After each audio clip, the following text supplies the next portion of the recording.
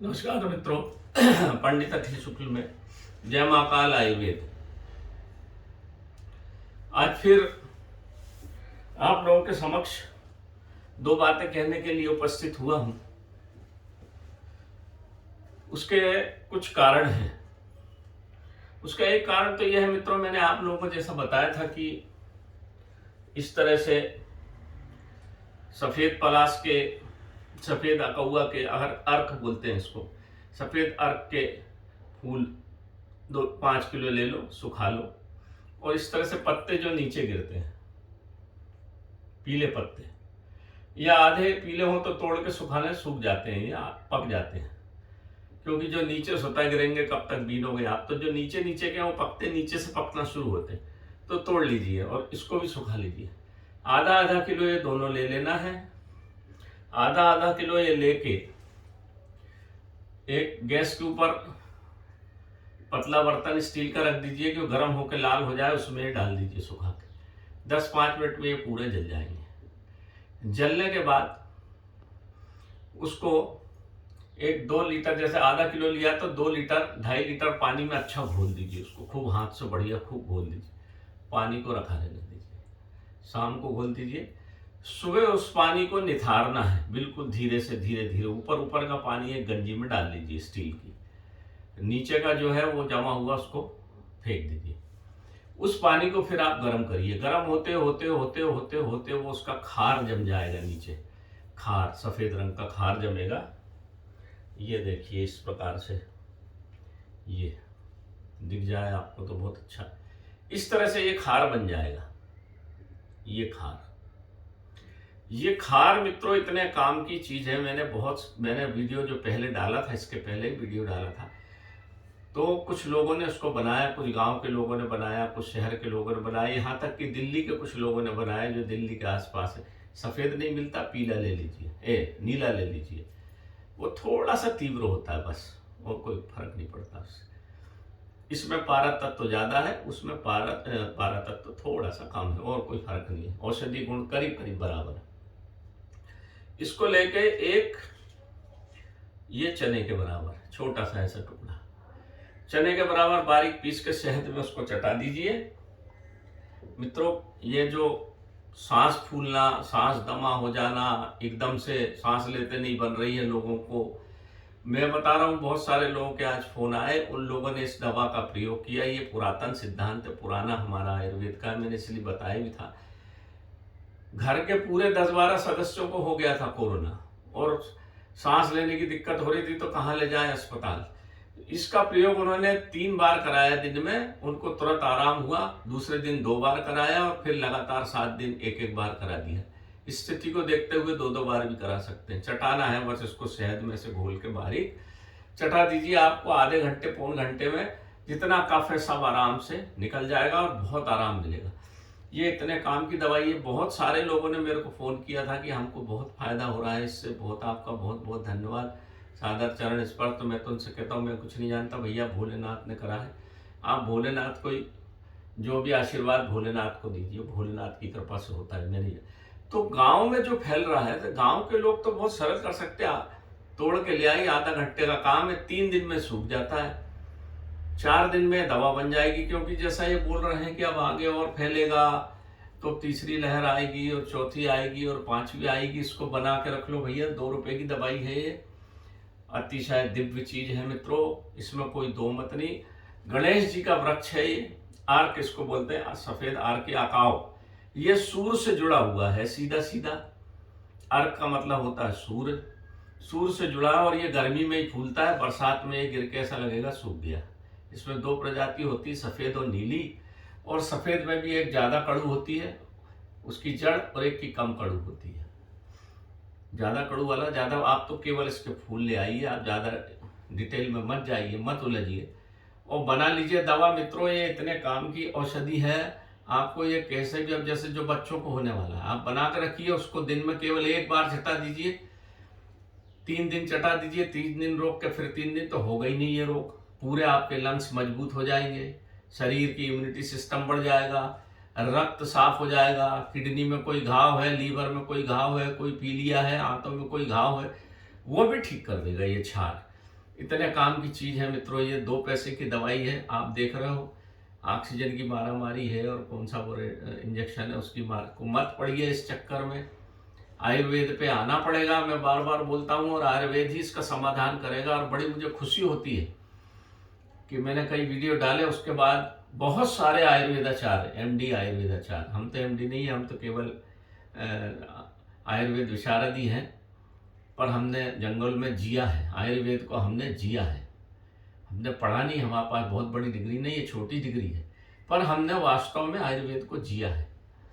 तो ये आयुर्वेद के चमत्कार है। अब तो बहुत सारे, कल ही कोई एमडी साहब थे, बड़ा उनको मैं नमन करता हूँ, उन्होंने बताया कि घर में मैंने जो बनाई थी धूप, वो धूप बुला लीजिए, धूप को डालिए कंडे पे, उसके ऊपर गुड़ डाल दीजिए, थोड़ा सा कपूर डाल दीजिए, हींग मैंने बताई थी आपको, हींग डाल दीजिए।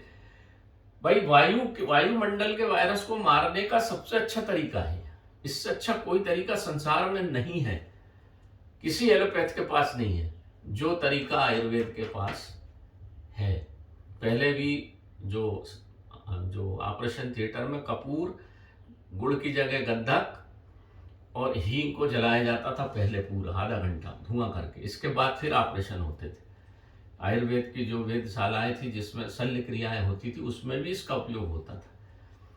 तो ये इसका प्रयोग करिए मित्रों, घर में हवन करिए। पहले आपको बता दूं, बहुत पहले जो भी भगवान की पूजा होती थी, आपने देखा होगा ना, अश्वमेध यज्ञ, सुमेर यज्ञ, इस तरह के पुत्र संतान प्राप्ति हेतु यज्ञ के द्वारा भगवानों की, ईश्वर की पूजा इबादत होती थी, पूजा होती थी। मंदिर नहीं थे पहले हवन यज्ञ से ही भगवान की पूजा होती थी, क्योंकि अग्नि तत्व सबसे मुख्य तत्व है आपके शरीर में। आपकी शादी भी अग्नि के चारों तरफ होती है, अग्नि से ही सूर्य से ही अनाज पकता है, हम खाते हैं। तो अग्नि पे ही आहूत देके बीमारियां ठीक की जाती थी, बच्चे का जन्म कराया जाता था, अश्वमेध यज्ञ से युद्ध की जीत, हर काम यज्ञ से होता था पहले। ये मूर्ति बाद में फिर देवों की मूर्तियां, मंदिर बने, उसमें उनकी स्थापित करना शुरू हुई, पहले यज्ञ से ही पूजा की जाती थी। तो यज्ञ हवन का बड़ा महत्व है मित्रों। महेश्वर धूप में बनाता हूँ, बुला लीजिए और घर में इस तरह से करिए, तो आपके ये वातावरण के कीटाणु मरेंगे। हींग मैंने आपको बताई थी, वीडियो डाला है मैंने, देखिए आप उसको। तो वायुमंडल के कीटाणु कैसे मारोगे आप बोलने लगे ना कि गूगल करिए, हवन करिए, गाय का शुद्ध घी, गुड़, वही पुरानी बातें फिर आने लगी। तो इसको करिए, ये सत्य है, इसमें कोई मिथ्या वाली बात नहीं है।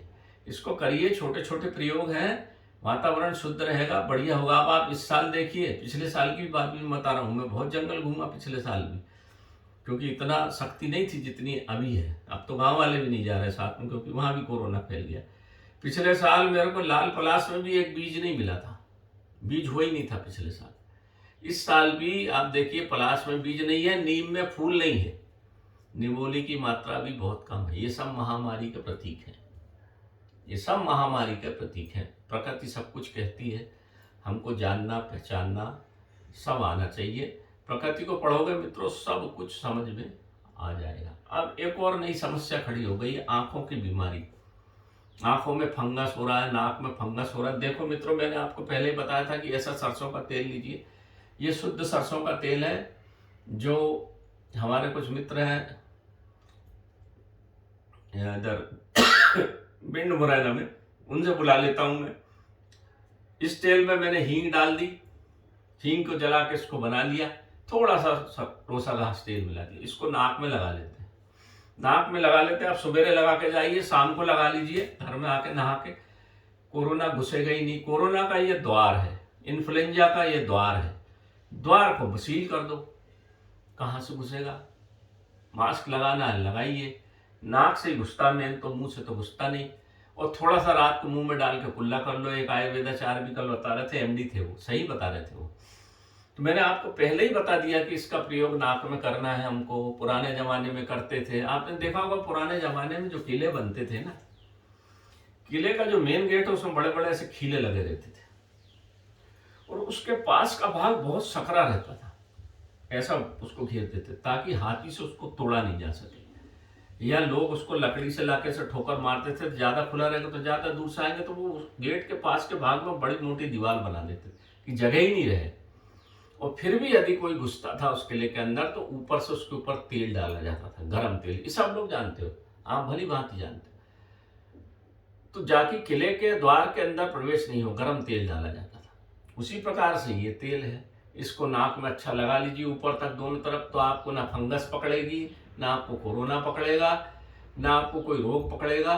ये बढ़िया चीज़ है। और रात को अपने नाभि पे भी लगा लीजिए, नाभि में सभी मिलती है नसें आके, उस पर भी आप मालिश कर लीजिए। नाक में बढ़िया लगा लें, सवेरे लगा लें, शाम को लगा लें, होगा ही नहीं कोई रोग। एक बात तो ये हो गई। अब एक तीसरी बात और समस्या आ गई है, मैं आपको बताऊं। आंखों के अंदर फंगस हो रही है। कंजंक्टिवाइटिस पहले एक रोग होता था जो चीन से आता था। हर उपद्रव चीन से आता है, हर उपद्रव चीन से आता है, चाहे कोई भी रोग हो। खाते ही वो लोग इस तरह की उल्टी सीधी चीजें हैं कि उनका दिमाग ही भ्रष्ट हो गया, उनको मानव सभ्यता से कोई लेना देना नहीं। चीन से आता था दिल्ली, और दिल्ली से फिर बारिश के बाद लोग देखा हुआ आंखों में चश्मा पहनते थे। तो मित्रों, ये है फिटकरी लाल। लाल नहीं मिले सफेद ले लीजिए, और इससे फिटकरी को पानी में 2 बार ऐसे डुबो लीजिए, और उस फिटकरी के पानी को ऐसा आंख में मारिए। जितनी आंख के आई ड्रॉप आते हैं सब में फिटकरी का पानी होता है, देखिए उसमें लिखा रहता है। ये बहुत पुरातन प्रयोग है। फिटकरी बहुत काम की चीज़ है। इसको फुला लीजिए, इसको थोड़ा सा फुला के चने के बराबर आप शहद से खाएंगे, सुहागा भी ऐसे दिखता फिटकरी, तो कफ भी निकल जाएगा। आंख धोना है इससे, ऐसा डुबो लीजिए पानी में, 1-2 बार ऐसा डुबो कर निकाल लें, और उस पानी से अच्छी आंख धोई। थोड़ा लगेगा शुरू में, आंख से पूरा मैल, पूरा कीचड़ निकल जाएगा।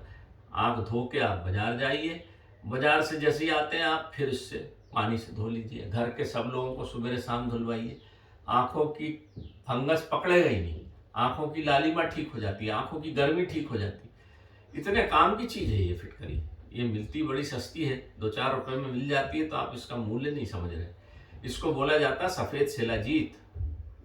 ये सफ़ेद शिलाजीत है, और आयुर्वेद में इसका बड़ा प्रयोग है, कीमियागिरी में भी इसका बड़ा प्रयोग है।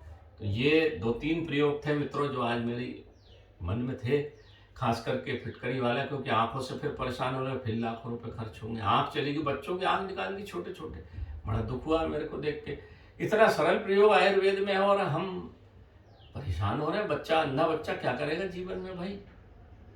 ये तो बड़े कष्ट की बात है। आप घर भर में मेरे मित्रों, जितने भी लोग मेरे वीडियो को देख रहे हैं, सब्सक्राइब करिए या ना करें, इसको पूरा फैला दीजिए। आंखों को फिटकरी से धोइए, आपकी आंख कभी खराब नहीं होगी। ये मेरा बिल्कुल विश्वास के साथ कहता हूँ मैं, विश्वास साथ मेरा दावा है।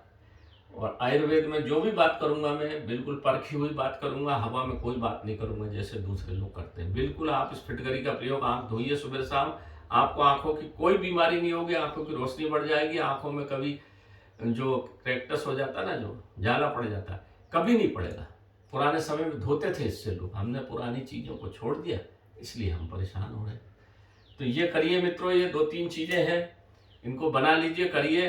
ये सफ़ेद अकाव को मेरे पास मत आइए, आप खुद बनाइए और खुद करिए, तो मुझे अच्छा लगेगा कि कम से कम आयुर्वेद आप सीख गए, और लोगों को बताइए। इस समय भारतवर्ष में इसकी बहुत आवश्यकता है मित्रों, नहीं तो हम कब तक पैसा खर्च करेंगे और कब तक लड़ेंगे और अंधे हो जाएंगे बच्चे। तो इसका प्रयोग करिए, ये सफ़ेद वाले का करिए, क्योंकि अब तीसरी लहर आने वाली बच्चों के लिए। बेचारे बच्चे मर जाएंगे भारत के, तो भविष्य क्या होगा? आप इसका करिए। बच्चों को कष्ट में कभी नहीं देख सकता मित्रों। मैंने अपने बच्चे को भी कभी जीवन में हाथ नहीं लगाया। बच्चे भगवान का स्वरूप होते हैं, और उनको जब दुख होता है तो मेरी अंतरात्मा बहुत दुखी होती है। बच्चों को कभी दुखी नहीं देख सकता, कभी भी नहीं। वो भगवान का स्वरूप है। वो भगवान हमारा अगर कष्ट में है तो फिर कोई भी सुखी रह नहीं सकता। ये आप मान के चलिए। बच्चों को बड़े प्रेम से रखिए, उनके लिए करिए मित्रों, थोड़ा सा आप कष्ट करिए। और एक और चीज बताता हूं कि रामचरितमानस के आखिरी, जो सुंदरकांड की आखिरी चौपाई में एक चीज लिखी है, वो करिए आप लोग। छंद है ये, उसमें निज भवन गवने सिंधु रघुपति, यह मत भावयु, यह चरण कलिमल यथा मत दास तुलसी गायऊ। सुख भवन संशय समन दवन विषाद रघुपति गुण गना तज सकल आस भरोस गावई सुनहि संतत सठ मना। सुंदर कांड का पाठ करिए। इसमें तुलसीदास जी ने लिख दिया है कि जो इस पाठ को पढ़ता है, जो इस पाठ को सुनता है, श्री अपने रघुनाथ जी की कृपा से विषाद का दमन होता है, दुखों का दमन होता है, दुखों का समन होता है। सुंदर कांड पढ़ने में 1 घंटा लगता है। रोज शाम को पढ़िए मित्रों, आपके घर का पूरा कष्ट खत्म हो जाएगा जब तक ये बीमारी नहीं